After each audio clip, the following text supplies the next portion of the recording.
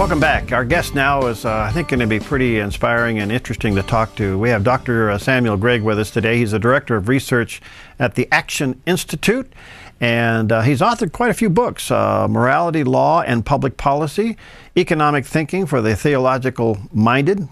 I haven't read that, but I think, Dr. Gregg, I think I need to pick that one up and read it. I'd like to read that one.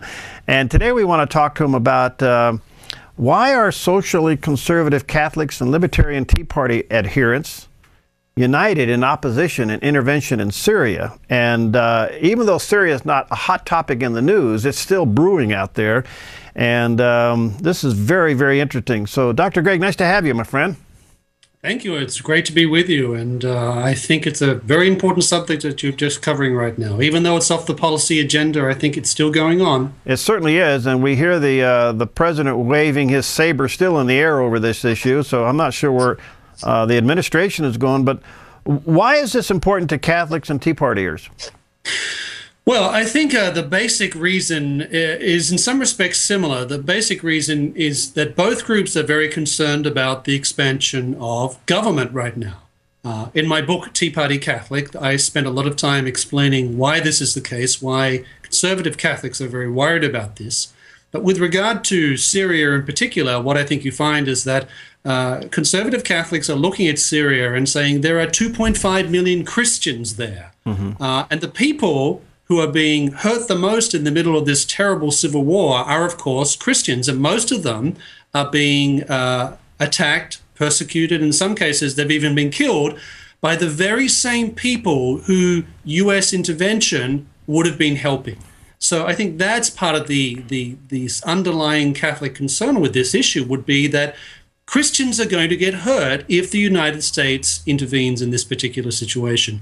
But I think that with the Tea Party group and with conservative Catholics, as I show in my book, Tea Party Catholic, there's a lot of common concerns they have about the role of government in the economy in particular right now. And in Tea Party Catholic, I try to explain how that occurs, why it is the case, and what can be done to make sure that the movement for liberty throughout the United States is something that American Catholics can participate in and contribute to. All right, let me stick with Syria just for a moment, then we'll jump over to the economy. It appears that no matter what action we take in Syria, if the United States was to get involved at any level, we are fueling a enemy of the United States and an enemy of the church. Correct. And so I can't help but think that any involvement there is just going to exercise that to a whole new level. So the other thing is the very fact that the Islamic groups there in Syria would like to see the Christians wiped off the face of the earth. Why isn't that more world-renowned in its attention than what it actually is? Because it's not fashionable to say that Christians are being persecuted in the world right now. Last year, estimates ranged between 100,000 and 150,000 in terms of the number of Christians who were killed because of their Christian faith. Now, I can think of a lot of other groups that if that same number was being talked about, the European Union would have invaded the Middle East by now. But when it comes to Christians, it seems as if this is something that people are willing to acknowledge on the margins, but they're not willing really to confront what it looks like. So it's not just in Syria, it's in Pakistan, it's in Africa. We see, for example, in Nigeria, about every second week, someone drives a truck full of bombs into a Catholic church. And this is simply not being discussed in the West. And I think it's because persecuted Christians are not a fashionable minority right now. Well, the world, in a hypocritical way, is tolerating intolerance. Of course, and in the West we talk about tolerance all the time, but it appears that when it comes to Christians, well, somehow that's a little different. And that's something I think that Christians, whatever their confession, should be bringing up again and again and again to policymakers, because it's something that they know about. We all know about this, but policymakers and legislators, both in America and in Europe, very reluctant to talk about it.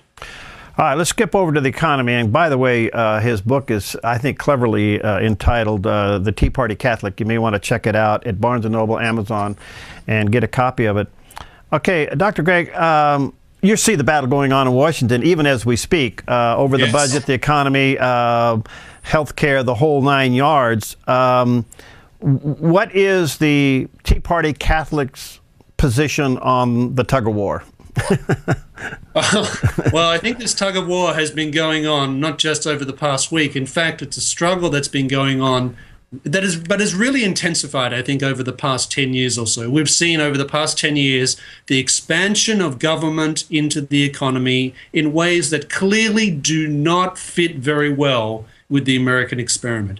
And in my book, Tea Party Catholic, what I try to show is that this concern for limited government, a concern for making sure that entrepreneurship flourishes and for making sure that economies remain as free as possible, is something that Catholicism has always affirmed right from the very beginning. I think in America, we often fall into the trap of thinking, well, all Catholics are in some way glued on to the Democratic Party, that they all join trade unions, and that they all are in favor of Roosevelt-like New Deal policies or even Lyndon Johnson's not-so-great society programs.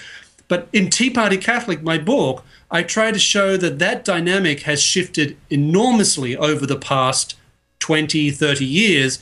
And now among fiscal conservatives in the United States, you'll find plenty of practicing Roman Catholics. And I try to explain in this book, which I've written in I hope, a way which is accessible, that this should not be surprising, that in fact there are many good reasons for Catholics to be fiscally conservative, but that there are also things that Catholics can bring to the fiscal conservative movement throughout the United States, such as an attention to the fact that things like entrepreneurship, they're not just economically beneficial, they're also something that allows us to flourish as we ought to flourish. They enable us to become better human beings.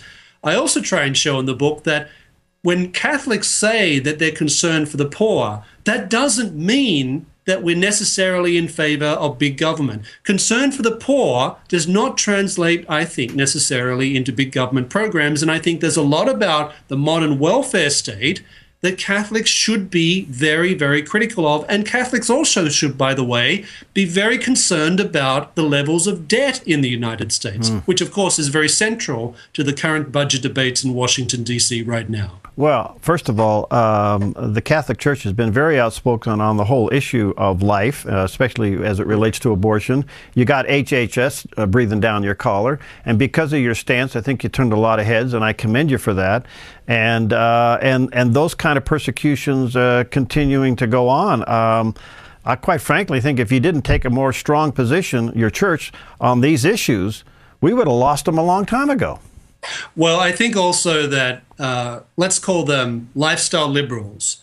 They know that if you can roll the Catholic Church, every other institution is easy after that. Right. So they know that. That's one reason why they're focusing such attention on these things.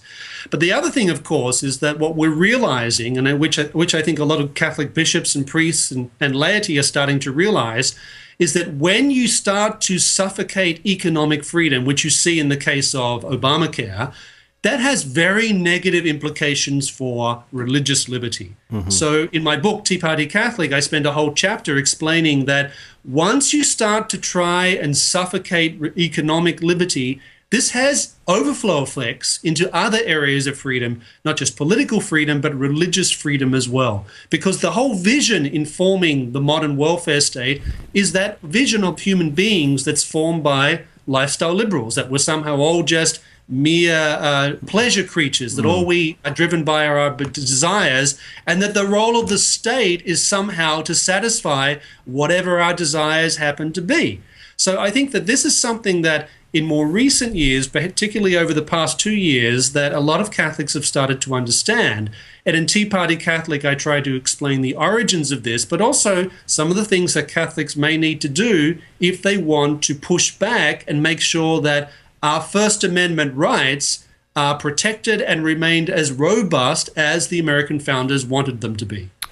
Beautifully said. Well, listen, I commend you on your work. I look forward to getting into the book. We'll have you back. It's called The Tea Party Catholic. Check it out. It's available at Barnes & Noble and online at Amazon. Amazon is the best place to go. Tea Party Catholic at Amazon.com. All right. Thanks, my friend. Have a good day.